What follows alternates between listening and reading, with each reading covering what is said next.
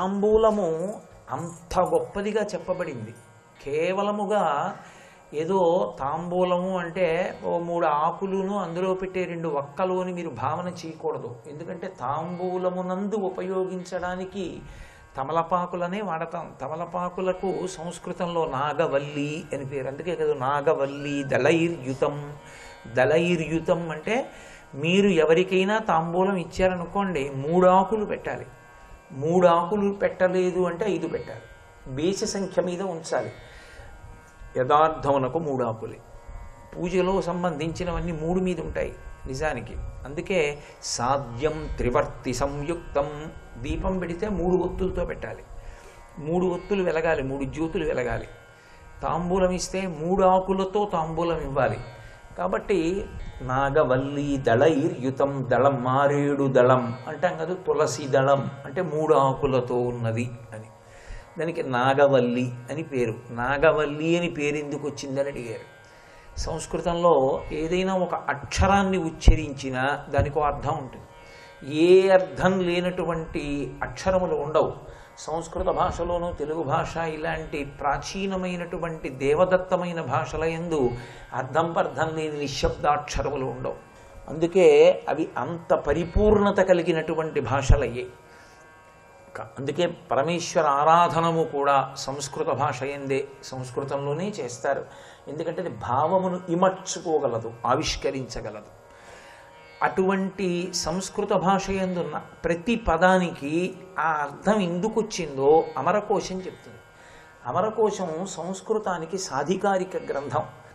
అమరకోశంలో నాగవల్లి అన్న మాటకి అర్థం చెప్పారు. ఐరావతాన్ని తీసుకెళ్ళి ఒక కంబమునకు అంటే ఒక స్తంభానికి కడతారు దేవలోకంలో.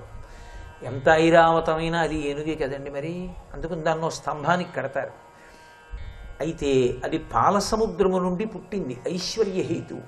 అందుకని దాని శరీరమునకు ఉరుసుకున్నటువంటి గొలుసు కట్టబడినటువంటి స్తంభమునకు చైతన్యము కలిగింది.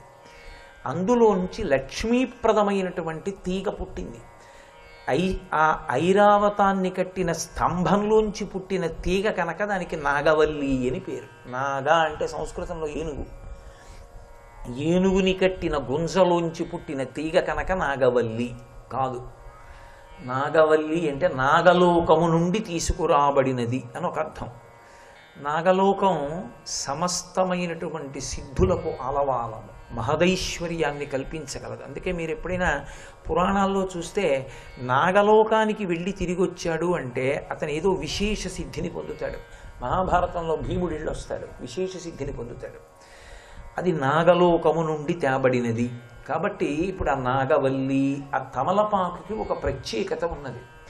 తమలపాకుకున్న ప్రత్యేకత ఏమిటి అన్న విషయంలో పౌరాణికమైన విషయాలని అలా ఉంచండి. తమలపాకు నవిలినప్పుడు దానిలో విశేషమైనటువంటి ఔషధీ లక్షణం ఉంటుంది. అది చాలా ఎక్కువగా సూక్ష్మాంగ జీవులు పుట్టేటటువంటి ప్రదేశాలలో ఒకటి నోరు. పరమేశ్వరుడు అదే నోటిలో వ్యాధి నిరోధకత్వాన్ని కల్పించగలిగినటువంటి దివ్యమైనటువంటి ఒక పదార్థము, ఊరే శక్తిని కూడా పెట్టాడు, లాలాజనము. అందులో తమలపాకుకున్న గొప్పతనం ఏమిటంటే దాన్ని నవిలినప్పుడు దానిలో ఉండేటటువంటి వ్యాధి నిరోధక శక్తి కడుపులోకి వెళ్ళి ప్రేగుల గుండా, నెత్తురు గుండా వెళ్ళవలసిన అవసరం లేకుండా దవడల గుండా లోపలికి వెళ్ళిపోతుంది. అందుకని అది సూక్ష్మాంగ జీవుల్ని చంపుతుంది, లాలాజలం ఎక్కువగా ఊరేటట్టు చేస్తుంది. అంత గొప్ప శక్తి తమలపాకుకుంది. అందుకే తాంబూల చర్వణం ఎవరు చేస్తారు అంటే తప్పకుండా చెయ్యవలసినటువంటి వారు సువాసినులు. పరదేవత కూడా తాంబూలం వేసుకుంటుంది. అమ్మవారు వేసుకునే తాంబూలం గురించి ఒక్కసారి చెప్పి వ్యాస భగవానుడు విడిచిపెట్టలేదు.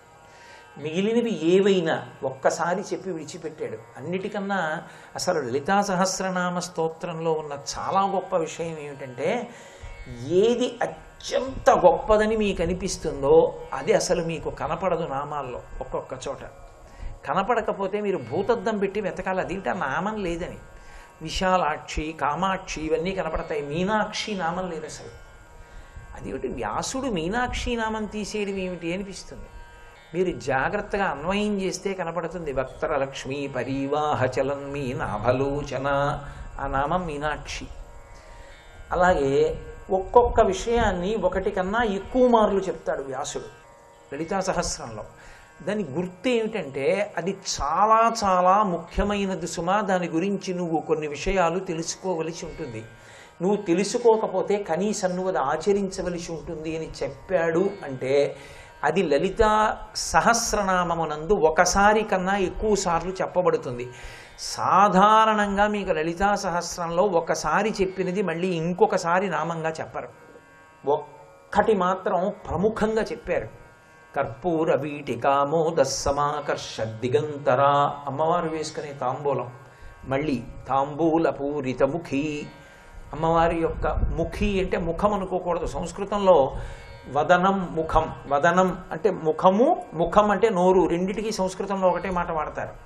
కాబట్టి తాంబూల పూరిత ముఖి అంటే ఎప్పుడు తాంబూల చర్వణం చేస్తున్నటువంటి నోటితో ఉంటుంది. ఎందుకు అలా ఉండడం అంటే పరదేవత ఎవరినైనా చాలా విశేషమైనటువంటి అనుగ్రహమును ఇవ్వాలి అని సంకల్పం చేసింది అనుకోండి, ఆవిడ ఇచ్చే ప్రసాదం ఏమిటో తెలుసా? ఆవిడ పాయసాలు పెట్టడం అవి చేయదు. పాయసం పెట్టడం దేని కొరకు అంటే అన్నతృప్తిని కల్పించడానికి. మీకు శరీరమునందు అన్నం లోటు రాకుండా ఉండడానికి పాయస పాత్ర పట్టుకుంటుంది. ఉభౌ దర్వీ కుంభౌ మణిగణక సంభావిత గుణౌ దదానా పాణిభ్యామృతరస మృష్ణాన్న కలితౌ కలాఢ్యా కళ్యాణీ కలిత సదనా శ్రీ గిరసి శిరసస్యసౌ భ్రామర్యంబా రచయితుమదిష్టార్థ విభవం అంటారు భ్రమరాంబాదేవి గురించి.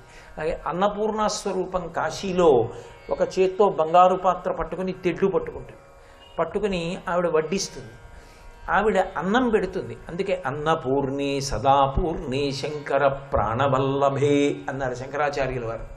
ఆ తల్లి అన్నం పెడుతుంది, తాంబూల ప్రసాదం ఇచ్చింది అంటే చాలా విశేషమైనటువంటి అనుగ్రహాన్ని కృప చెయ్యాలని అనుకున్నప్పుడు మాత్రమే ఆవిడ నవ్వులుతున్నటువంటి తాంబూలపు పిడచ తీసి పెడుతుంది.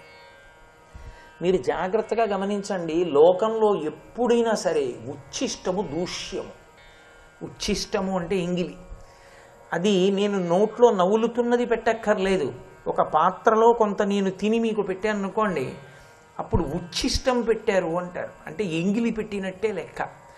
ఎవరి ఎంగిలి చాలా అనుగ్రహపాత్రము? ఈశ్వరుడు యొక్క ఎంగిలి. ఈశ్వరుడు కంటితో అలా చూసినా అది ఎంగిలే. అసలు మనం రోజూ చేసేటటువంటి నివేదన ఈశ్వరుడు స్వీకరించడు. ఆయన తింటాడని మీరు భావన చేయకూడదు అంటే భావనామాత్ర సంతుష్టాయి నమః తింటోందనుకునే పెట్టాలి. కానీ ఆయన తినడు, అది ఆయన మర్యాద. ఆయన ఏం చేస్తాడంటే ప్రీతితో కళ్ళు విప్పి చూస్తాడు అలా పదార్థం వంక. ఆయన అలా ప్రీతి పొందాలంటే మీరు భక్తితో పెట్టాలి. ఎందుకంటే ఏ పదార్థము మీరు సృష్టిలో మీరు తెచ్చినవి కావు, అన్నీ ఆయనవి. ఆయనవి ఆయనకి పెట్టేటప్పుడు భక్తితో పెట్టాలి. అందుకే పత్రం పుష్పం ఫలం తోయం యోమే భక్త్యా ప్రయచ్చతి. ఏది నేను సృష్టించిందే, కానీ భక్తితో పెట్టు తింటానన్నాడు పరమేశ్వరుడు. భక్తితో ఇవ్వగలిగితే ఆయన చూస్తాడు అలాగా. ఆయన తినాలంటే ఒక్కటే మార్గం ఉంది, యాగం చేయడమే. యజ్ఞం చేస్తే యజ్ఞమునందు అంతర్భాగము హోమము. హోమమునందు స్వాహ అన్న శబ్దంతో హవిస్సుని సమర్పణం చేస్తారు. సమిధ, నెయ్యి, హవిస్సు, చెరువు అంటారు. ఈ మూడిటిని ఇస్తారు అగ్నిహోత్రంలో.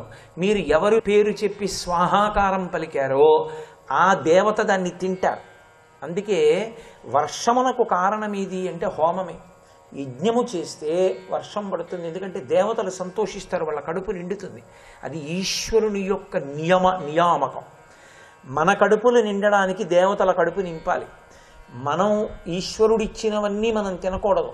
మనం హోమం చేసి అందరం కలిసి ఆ హోమకుండంలో ఏదైనా వేశామనుకోండి, దేవతలు పుచ్చుకుంటారు. అందుకే ఒక దేవాలయానికి వెళ్ళినప్పుడు ఆ దేవాలయం యొక్క వైభవాన్ని 2 కారణాల చేత నిర్ణయం చేస్తారు. ఒకటి, యజ్ఞశాల ఉన్నదా, యాగశాల ఉందనుకోండి, ఇక్కడ ఏమైనా జరుగుతుందా అని అడుగుతారు. ప్రతిరోజు ఇక్కడ గణపతి హోమం జరుగుతుందండి అన్నారనుకోండి, ఆ దేవాలయం మీరు నిత్య దర్శనం చెయ్యవచ్చు, ఆ దేవాలయంలో మీరు కొంతసేపు కూర్చోవచ్చు అని గుర్తు. ఎందుకంటే అక్కడ మీరు ఏది చేసినా దేవతానుగ్రహం పొందుతారు. కారణం ఏమిటో తెలుసా?